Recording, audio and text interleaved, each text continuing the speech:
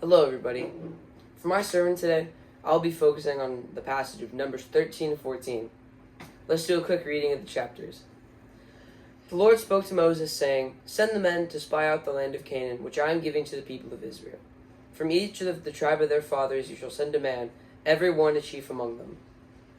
Moses sent them to spy out the land of Canaan and said to them, "Go up into the Negeb and go up into the hill country and see what the land is, and whether the people who dwell in it are strong or weak, whether they are few or many, and whether the land they dwell in is good or bad, and whether the cities that they dwell in are camps or strongholds, and whether the land is rich or poor, and whether there are trees in it or not.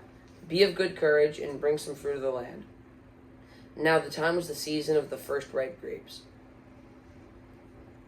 At the end of the 40 days they returned from spying the land, and they came to Moses and Aaron and to all the congregation of the people of Israel in the wilderness of Paran at Kadesh. They brought back the word to them, to all the congregation, and showed them the fruit of the land. And they told him, "We come to the land which you sent us. It flows with milk and honey, and this is its fruit. However, the people who dwell in the land are strong, and the cities are fortified and very large. And besides, we saw the descendants of Anak there. The Amalekites dwell in the land of Negeb.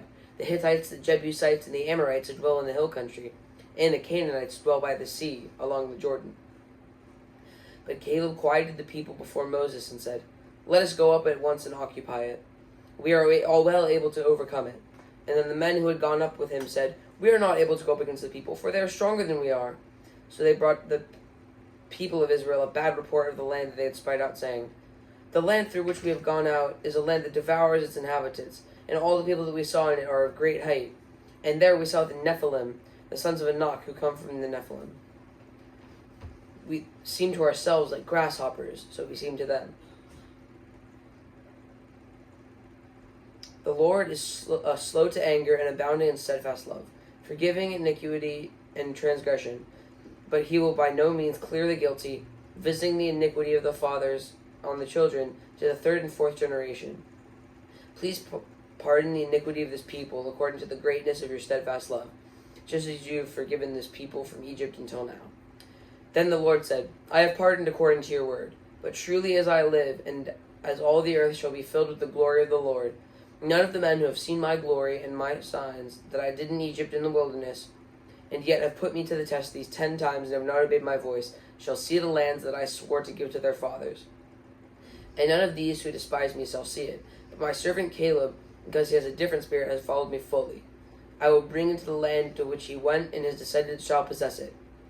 Now since the Amalekites and Canaanites dwell in the valleys, turn tomorrow and set out for the wilderness by way to the Red Sea." And the Lord spoke to Moses and Aaron, saying, "How long shall this wicked congregation grumble against me? I have heard the grumblings of the people of Israel, which they grumble against me.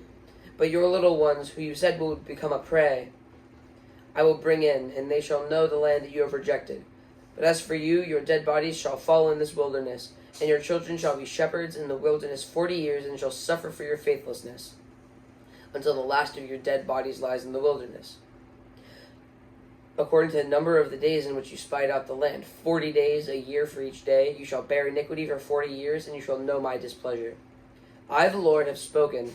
Surely this will I do to all this wicked congregation who are gathered together against me. In this wilderness they shall come to a full end, and there they shall die."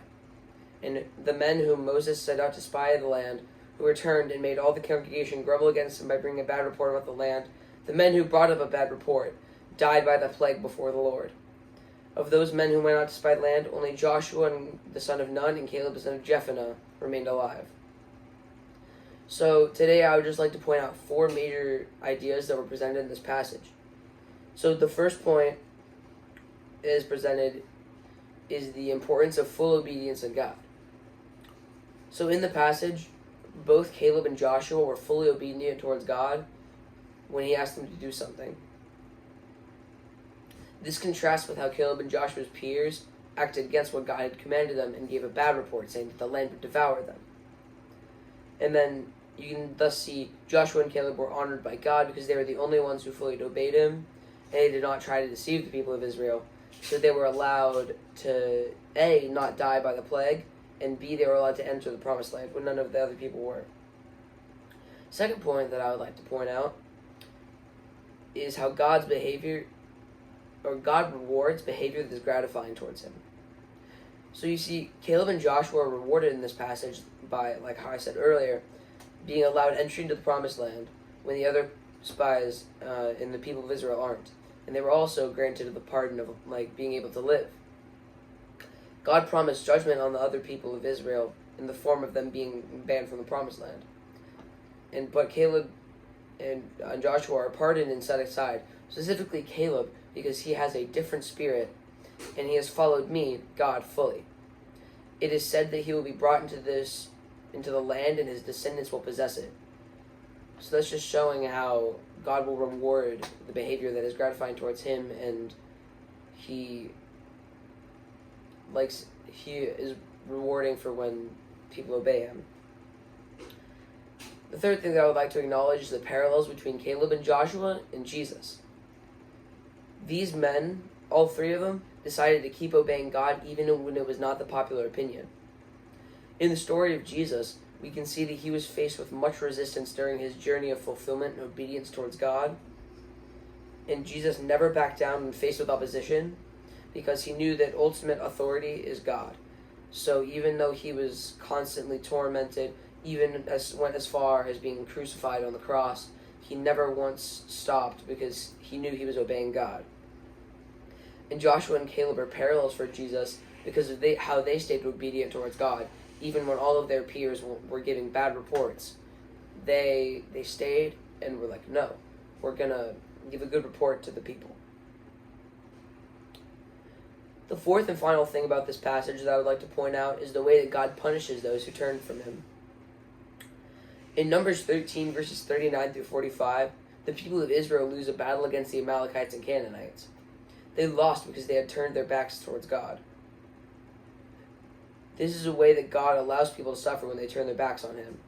Another place that this is seen is when the other spies, not Caleb and Joshua, but the other spies who gave the bad reports, are sentenced to death by the plague. The Lord has them die through the plague. And that is just showing how they're being punished for not obeying God and turning from him. I would like to now conclude this sermon with a quick summarization of the points that I presented. The 4 points on Numbers 13 and 14 that I talked about were the importance of full obedience towards God, the way that God rewards those whose behavior is gratifying towards him, the parallels between Caleb and Joshua and Jesus, and the way that God punishes those who turn their backs from him. These points show the ways that this passage ties to other places in the Bible, and it also shows how it is an important passage in the Bible, because Christians can gather a lot of lessons in it on how to effectively follow God. Because the Bible is a set of guidelines for us to follow, and it is the Word. So this passage just shows how we're able to extrapolate a lot of ideas and how we're supposed to act from it. Let's just end it with a little prayer. Dear Lord, thank you for letting me have these words to speak. And thank you for anybody who's listening to this sermon.